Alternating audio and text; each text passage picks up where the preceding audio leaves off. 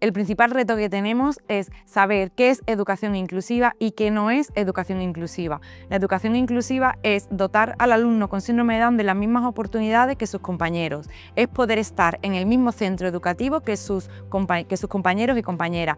¿Qué no es la educación inclusiva? Es que el alumnado con síndrome de Down tenga que asistir a un sistema educativo paralelo, tenga que ir a un centro al que no acuden sus compañeros y compañeras. Principalmente existen dos barreras en el acceso al alumnado con síndrome de Down a los centros y a las ordinarias, como pueden ser la barrera actitudinal.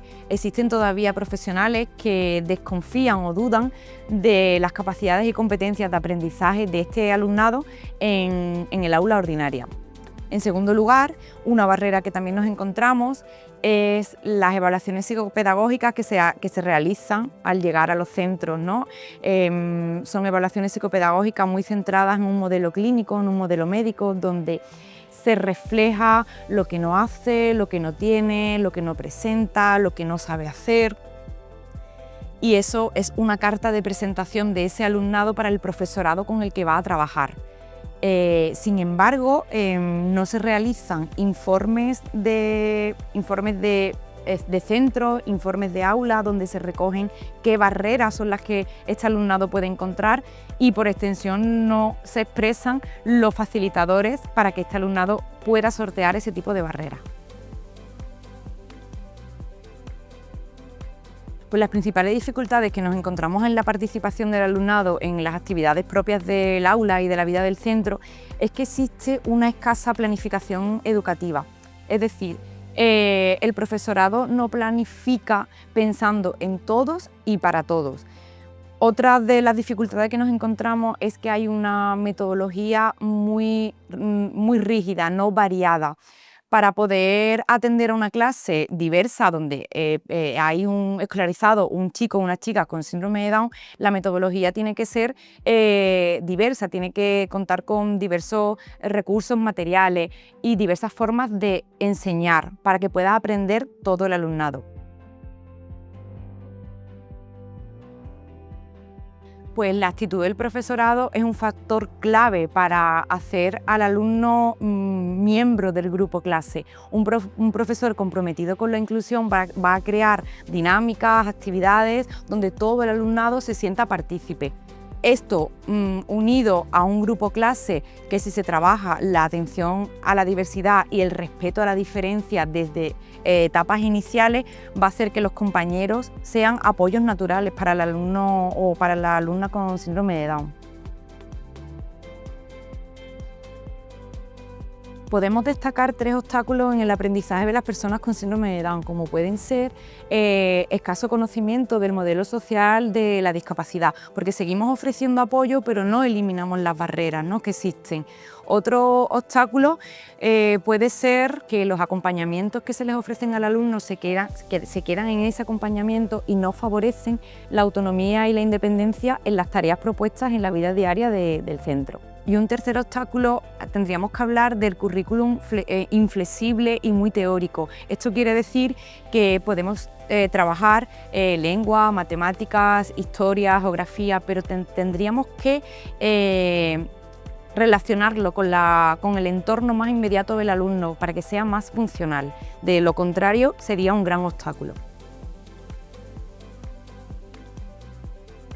Pues contamos con una serie de factores que pueden favorecer, ¿no?, la inclusión, pero principalmente yo destacaría un equipo directivo comprometido con la inclusión, que trabaja por ella, desarrollando planes de centros inclusivos. Muy importante también sería la formación del docente, ¿no?, en inclusión y en metodologías inclusivas y activas. También otro factor sería una comunicación fluida, tanto con el equipo docente, con los equipos educativos, como con la familia. Y por supuesto el trabajo en equipo. Es muy importante para la inclusión trabajar en equipo dentro del centro educativo como con los profesionales externos de las entidades sociales que podemos colaborar. Pues las entidades sociales, las asociaciones deben de llevar a cabo un papel de acompañamiento y asesoramiento a los centros educativos en los que está escolarizado el alumnado con síndrome de Down, pues a través de reuniones, a través de una comunicación fluida donde se ofrezcan orientaciones, intercambio de información, asesoramiento en metodologías, en formas de aprendizaje de este alumnado. ¿Y todo esto para qué? Pues para que la educación inclusiva sea efectiva y para facilitar ese acceso a la educación, esa participación y ese aprendizaje del alumnado y sea un alumno más en el centro educativo. Existen dos metodologías que facilitan bastante bien, de manera positiva, el aprendizaje del alumnado con síndrome de Down. En primer lugar, son los grupos cooperativos. Estos grupos es una forma de organizar el aula en grupos reducidos de 4 o 5 alumnos que van a desarrollar una tarea en equipo y tienen que resolverla para conseguir un objetivo común. La otra metodología que podemos destacar es los grupos interactivos. A diferencia del cooperativo, tiene una estructura más informal, no tiene un objetivo común, sino que trabajan en grupo y realizan tareas de manera independiente, pero con la consigna de que pueden colaborar y que pueden dialogar para resolverla y ayudarse unos a otros. Con estas dos metodologías conseguimos que el alumnado con síndrome de Down pueda participar de las actividades del aula, pueda relacionarse con sus compañeros y sentirse un miembro valioso de su grupo clase.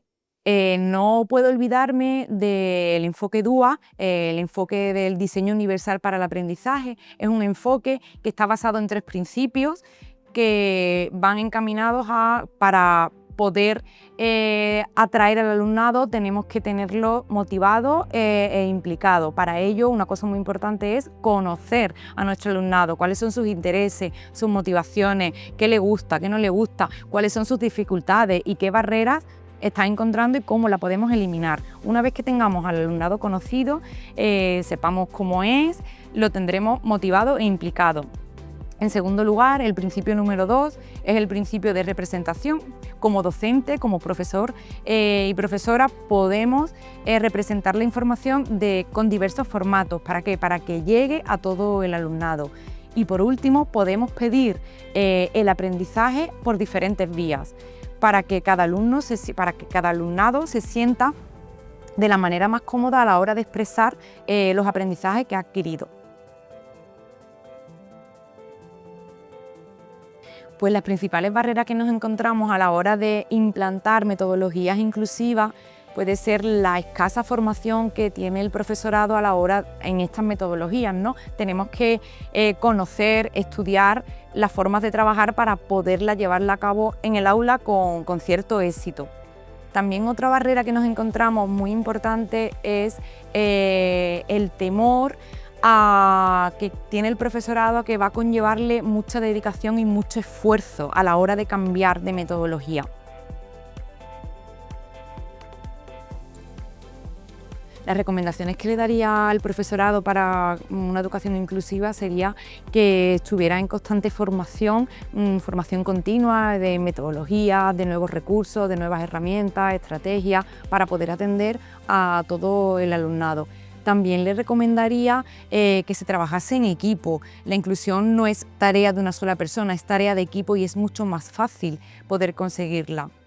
También les recomendaría que no tengan miedo a la innovación, que no tengan miedo a aprender. Y por último, que se acerquen a las asociaciones, a las entidades sociales del alumnado que está en los centros ordinarios, porque lo podemos acompañar, podemos orientarle, asesorarle y transmitirle las herramientas, los conocimientos que tengamos, para que así la educación inclusiva pueda ser más rápida y más fácil de llegar.